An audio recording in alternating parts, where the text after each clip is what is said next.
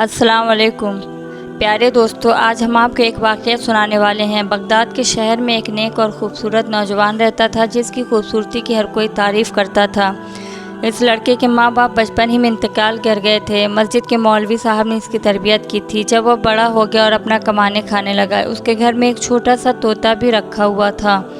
وہ نوجوان اپنے گھر میں قرآن پاک کی تلاوت کیا کرتا تھا اور طوطا بھی پاس ہوتا تھا۔ آہستہ آہستہ وہ طوطا بھی قرآن کی آیتیں سیکھ گیا اور وہ اپنی زبان سے ادا کیا کرتا تھا۔ طوطا تھوڑا تھوڑا بولا کرتا تھا۔ اللہ والے نوجوان اس طوطا کو ہمیشہ یہی سکھاتے تھے کہ ہمیشہ سچ بولنا، سچ بولنے والے کو اللہ بہت پسند کرتا ہے۔ اس کے گھر کے پاس ایک طوائف کا گھر تھا۔ وہ طوائف بہت ہی خوبصورت تھی۔ اس طوائف کے ملازم نے ایک دن اس سے کہا کہ باجی، آپ کے حسن کا پورا گاؤں دیوانہ ہے، مگر نوجوان ہے جو کبھی بھی آپ کو نظر اٹھا کر نہیں دیکھتا۔ وہ بہت نیک اور شریف انسان ہے، مسجد سے سیدھا گھر آتا ہے اور گھر سے مسجد تک اس کی رسائی ہے۔ وہ طوائف عورت کہنے لگی، یہ کیسے ہو سکتا ہے؟ میری اس خوبصورتی کو دیکھ کر بڑے بڑے شریف بھی اپنی شرافت بھول جاتے ہیں، گناہ کر بیٹھتے ہیں۔ یہ کون سا اتنا حافظ و عالم ہے جو مجھے نہیں دیکھتا؟ اس کے ملازم نے کہا، آپ چاہو تو آزما کر دیکھ لو۔ اس نے کہا، ٹھیک ہے۔ اب اس طوائف نے اپنا بھیس بدلا، شریف لڑکی کے کپڑے پہن کر مسجد کے دروازے کے قریب آ کر کھڑی ہو گئی تاکہ جب بھی وہ لڑکا آئے وہ کسی نہ کسی بہانے سے بہکا سکے۔ وہ لڑکا جب بھی نماز پڑھنے آتا کبھی بھی نظر اٹھا کر اس کو نہیں دیکھتا، نظر جھکا کر مسجد میں جاتا اور نظر جھکا کر واپس اپنے گھر چلا جاتا۔ اسی طرح دن گزرتے گئے مگر اس لڑکے نے کبھی بھی نظر اٹھا کر اس طوائف کی طرف نہیں دیکھا تھا۔ ایک دن وہ طوائف جان بوجھ کر زمین پر گر گئی۔ نے کہا کہ غریب گھر کی لڑکی معلوم ہوتی ہے۔ نوجوان نے کہا، اس کو اٹھائیں اور میرے گھر پر پہنچا دیں۔ پھر لوگ اس لڑکی کو اٹھا کر اس لڑکے کے گھر لے گئے۔ لڑکی سوچنے لگی، میرا پہلا وار کامیاب ہو گیا، اب میں اس نوجوان کو، اللہ والے کو آسانی سے بہکا سکتی ہوں اور رات کی تنہائی میں یہ کام اور بھی آسان ہوگا۔ وہ لڑکا عشاء کی نماز پڑھنے مسجد میں گیا۔ وہ عورت اس کا انتظار کر رہی تھی۔ اس نے آ کر پوچھا، آپ کی طبیعت کیسی ہے؟ وہ بدکار عورت کمزوری کا بہانہ بنانے لگی اور آنکھوں ہی آنکھوں میں اپنا شیطانی حسن دکھانے لگی۔ اس بدکار عورت نے ہر طرح کے تیر چلائے مگر وہ اللہ والے نوجوان کو اپنے جال میں پھنسانے میں ناکام ہو گئی۔ وہ تھک ہار کر لیٹ گئی اور سو گئی۔ سوچنے لگی کہ ایک بوڑھا انسان بھی ہوتا وہ بھی میرے پیچھے آ جاتا، یہ پتہ نہیں کون سی مٹی سے بنا ہوا ہے، میرا کوئی بھی اشارہ نہیں سمجھ رہا ہے۔ اس اللہ والے نوجوان سے اس نے پوچھا، آپ کا اس دنیا میں کون ہے؟ ماں باپ کہاں ہیں؟ آپ کا گھر کہاں ہے؟ اس نے کہا، اس پوری دنیا میں میرا کوئی بھی نہیں ہے۔ اور یہ کہہ کر وہ رونا شروع ہو گئی۔ اس اللہ والے نوجوان نے جب یہ سنا تو اس کو بہت دکھ ہوا اور اس سے کہنے لگے کہ آپ میرے لیے غیر محرم عورت ہیں اور آپ کا میرے ساتھ رہنا ٹھیک نہیں ہے۔ اس بدکار عورت نے جب یہ سنا تو کہنے لگی، میں کہاں جاؤں گی؟ اس نوجوان نے کہا، آج رات آپ میرے ساتھ یہاں ٹھہر سکتی ہیں مگر صبح آپ کو جانا ہی ہوگا۔ یہ بات سن کر بدکار عورت کہنے لگی، کس طرح اس سے گناہ کرواؤں؟ مگر پھر بھی وہ تھک ہار کر ہر طریقے سے ناکام رہی۔ صبح اس اللہ والے نوجوان نے مولانا صاحب سے مشورہ کیا کہ ایک غریب عورت میرے گھر میں رہ رہی ہے، میں بہت پریشان ہوں، کیا کروں؟ مولانا صاحب نے کہا، اگر اس کا اس دنیا میں کوئی نہیں ہے، لاوارث ہے، تو پھر تم اس سے نکاح کر لو، آخر تمہیں ایک نہ ایک دن تو شادی کرنی ہی ہے۔ اس نوجوان نے واپس آ کر اس لڑکی سے بتایا کہ مولانا صاحب کہہ رہے ہیں کہ میں تم سے نکاح کر لوں۔ یہ سن کر وہ خوفزدہ ہو گئی اور سوچنے لگی کہ میرا تو ارادہ نکاح کرنے کا نہیں ہے، میں تو اس سے ناجائز تعلقات قائم کرنا چاہتی ہوں، اس کی بیوی بننے نہیں آئی۔ بدکار عورت نے اس نوجوان سے کہا کہ مجھے آج رات سوچنے کا ٹائم دیجیے، میں صبح آپ کو بتا دوں گی۔ وہ رات بھر سوچتی رہی، آخر کیا کروں؟ تو پھر اس عورت نے فیصلہ کیا، چلو جھوٹ موٹ میں ہی صحیح، آخر یہ نوجوان تو مجھے ملے گا، جب میرا کام ہو جائے گا تب میں اس کے گھر سے بھاگ جاؤں گی۔ صبح ہوتے ہی اس نے نوجوان سے کہا، میں آپ سے نکاح کرنے کے لیے تیار ہوں۔ یہ سن کر وہ نوجوان بہت خوش ہوا، اللہ تعالیٰ نے مجھے موقع دیا ہے کہ میں کسی بے سہارا کا سہارا بن سکوں اور اس طرح ایک عورت کی زندگی بھی بچ جائے گی۔ اس نے مولانا صاحب کو بلایا اور نکاح کروا لیا۔ سب لوگ نوجوان کی شادی سے بہت خوش ہوئے۔ اس نے نکاح کر لیا اور نوجوان تو اللہ تعالیٰ کی عبادت کرنے والا تھا۔ کچھ دن گزرے، جب اس عورت کا اس اللہ والے سے دل بھر گیا تو وہ کہنے لگی کہ اب مجھے یہاں سے جانا چاہیے، میں یہاں کیسے رہ سکتی ہوں، اب میں تو اسی دنیا میں واپس جانا چاہتی ہوں۔ لیکن اس لڑکے کے نکاح میں ہوں، اس کی بیوی ہوں۔ اس بدکار عورت نے اپنی ملازم کو پیغام بھیجا، میں یہاں سے نکلنا چاہتی ہوں، کوئی بندوبست کرو۔ وہ ملازم اس کے پاس آئی اور کہنے لگی کہ اب آپ اس کی بیوی بن چکی ہیں، یہاں سے کیسے نکلیں گی؟ آپ نے ایسا کیوں کیا تھا؟ اس بدکار عورت نے کہا، میں اس کی خوبصورتی میں اتنی پاگل ہو چکی تھی کہ میں اسے کسی بھی طریقے سے ذلیل کرنا چاہتی تھی، کیونکہ وہ لڑکا تو مجھے دیکھتا بھی نہیں تھا، تو پھر میں اور کیا کرتی؟ مجھے مجبوراً اس سے نکاح کرنا پڑا، لیکن اب مجھے یہ پسند نہیں، میں یہاں سے نکلنا چاہتی ہوں۔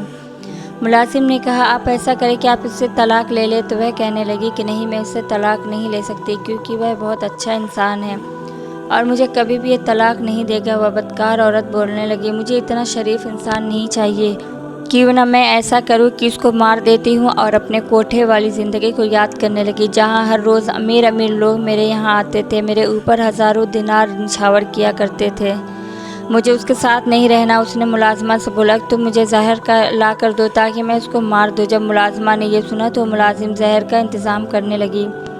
اس ملازمہ نے اس کو زہر لا کر دیا، اور جب رات کو اللہ والا نوجوان گھر آیا تو بدکار عورت سج سنور کر اس کے سامنے آئی اور کہنے لگی، میں ابھی آپ کے لیے کھانا لے کر آتی ہوں۔ جب وہ کھانا لینے گئی تو اس نے کھانے میں زہر ملا دیا۔ اب وہ طوطا جو اس کے گھر میں ہر وقت موجود رہتا تھا یہ سب دیکھ رہا تھا۔ اس طوطے نے چیخنا چلانا شروع کر دیا، بچاؤ بچاؤ۔ وہ اللہ والا نوجوان اس کے پاس آیا اور کہنے لگا، آج تم اتنا کیوں چیخ رہے ہو؟ طوطا پھر بولا، بچاؤ بچاؤ۔ یہ بات سن کر وہ بہت حیران ہو گیا۔ اس نے پھر کھانا کھایا۔ کھانا کھا کر اس نے اپنی بیوی سے کہا، میں سونے کے لیے جا رہا ہوں، مجھے تہجد کے لیے بھی اٹھنا ہے۔ جب آدھی رات کا وقت ہوا اس کو تکلیف ہونا شروع ہو گئی۔ اس نے اپنی بیوی سے کہا کہ میرے پیٹ میں بہت درد ہو رہا ہے، مجھے ایسا لگ رہا ہے میرے پیٹ میں کوئی چھریاں چلا رہا ہے۔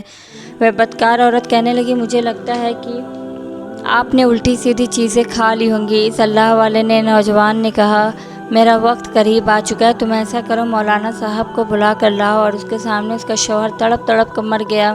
اس بدکار عورت کو ذرا بھی اس پر ترس نہ آیا۔ اللہ والا نوجوان نے مرتے وقت کلمہ شہادت کی تلاوت کی اور اس کی جان نکل گئی، اور وہاں طوطا چلا رہا تھا، بچاؤ بچاؤ۔ اس عورت نے اس طوطے سے کہا کہ چپ ہو جاؤ ورنہ تیرا بھی گلا دبا دوں گی۔ اس نے اپنے ملازم کو پیغام بھیجا کہ جلدی سے یہاں آؤ۔ اس کی ملازم آئی اور ان دونوں نے مل کر اس کے گھر کے صحن میں گڈھا کھودا، اللہ والے نوجوان کو دفن کیا، اور یہ دل ہی دل میں خوش تھی کہ میری اس آدمی سے جان چھوٹ گئی، اب میں آزاد ہوں۔ اس کے بعد پھر اپنی طوائف اور بدکاری والے اڈے پر چلی گئی اور پھر وہیں زناکاری میں لگ گئی۔ محترم ناظرین، اللہ پاک نے اس کو ایک زندگی دی تھی، اگر وہ چاہتی تو اپنے گناہوں سے توبہ کر سکتی تھی اور اپنے شوہر کی طرح نیک اور پرہیزگار بن سکتی تھی۔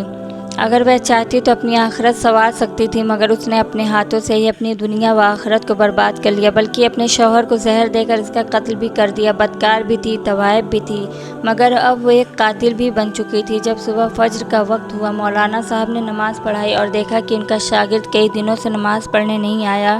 وہ بہت پریشان ہوئے اور ان کے گھر میں آیا اور دروازہ کھٹکھٹایا، مگر اس کے گھر کا دروازہ کسی نے نہیں کھولا۔ مولانا صاحب یہی سوچ رہے تھے کہ شاید وہ سو رہا ہوگا، مگر وہ یہ بھی سوچ رہے تھے کہ نماز تو میرا شاگرد کبھی نہیں چھوڑ سکتا۔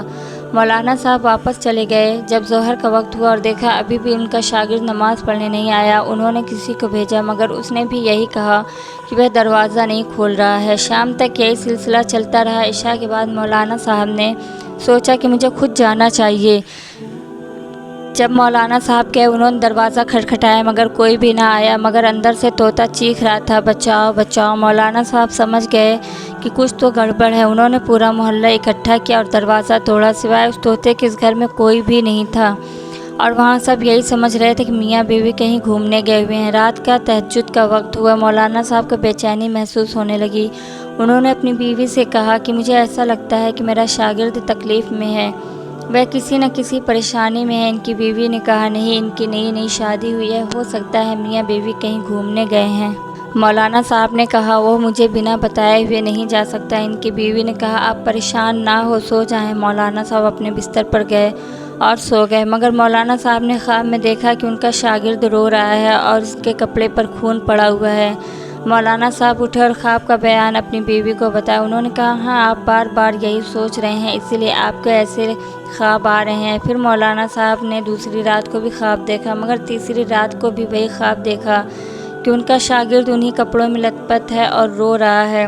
مولانا صاحب نے ایسا کیا کہ اٹھ کر وضو کیا اور انہوں نے پڑھنا شروع کر دیا۔ مولانا صاحب جیسے جیسے قرآن کی آیتیں پڑھ رہے تھے ویسے ویسے ان کا راز کھلتا جا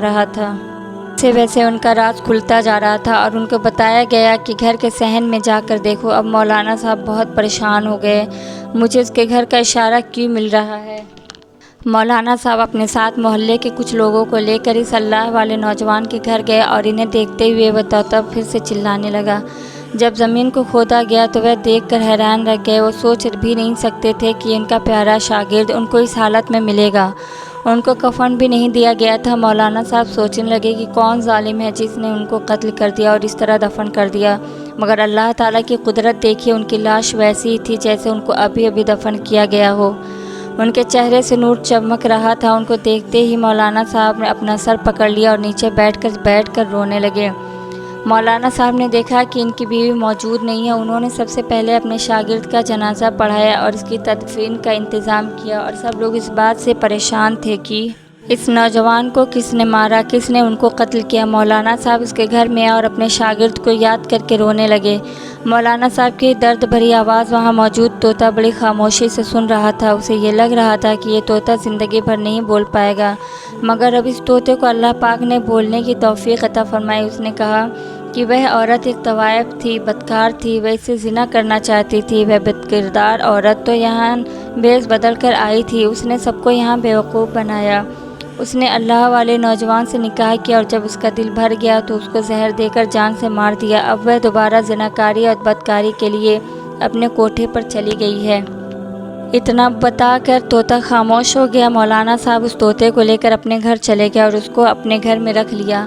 اس کے بعد چند لوگوں کو لے کر مولانا صاحب اس طوائف بدکار عورت کے کوٹھے پر گئے۔ مولانا صاحب وہاں جا کر اس کو قدر غصے سے چلا رہے تھے جیسے اس عورت کو قتل کر دیں گے۔ وہ اس کو بول رہے تھے کہ باہر آؤ۔ مولانا صاحب اندر نہیں جانا چاہتے تھے۔ مولانا صاحب کی آواز سن کر اس طوائف بدکار عورت کی ملازم روتی ہوئی آئی اور اس مولانا سے کہا کہ آپ اس نیک نوجوان کے استاد ہیں؟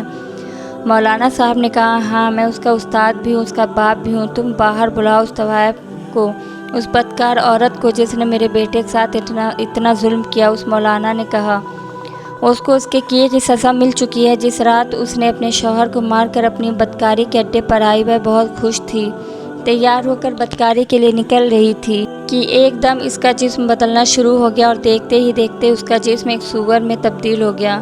اس کو ہم نے ایک کمرے میں قید کر دیا ہے کیونکہ اس کے چہرے کو دیکھ کر ہمیں خوف آتا ہے۔ پھر اللہ اور اس اللہ والے کے ساتھ اس عورت نے جو بھی کیا، میں بھی اس کے ساتھ شامل تھی، اور آہستہ آہستہ میرا چہرہ بھی بدل رہا ہے۔ ایسا لگ رہا ہے میں بھی اس جیسی بن جاؤں گی، میری حالت اس جیسی بن جائے گی۔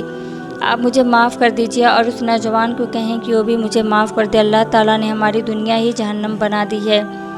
اس مولانا صاحب نے کہا اللہ تعالیٰ نے تمہاری سزا کو تمہاری دنیا میں دے دیا ہے، اب میں کیا کر سکتا ہوں؟ میرا بیٹا تو شہادت کی موت پا چکا ہے، مگر تمہاری مالکن تو ہمیشہ کے لیے سور کی شکل میں تبدیل ہو چکی ہے۔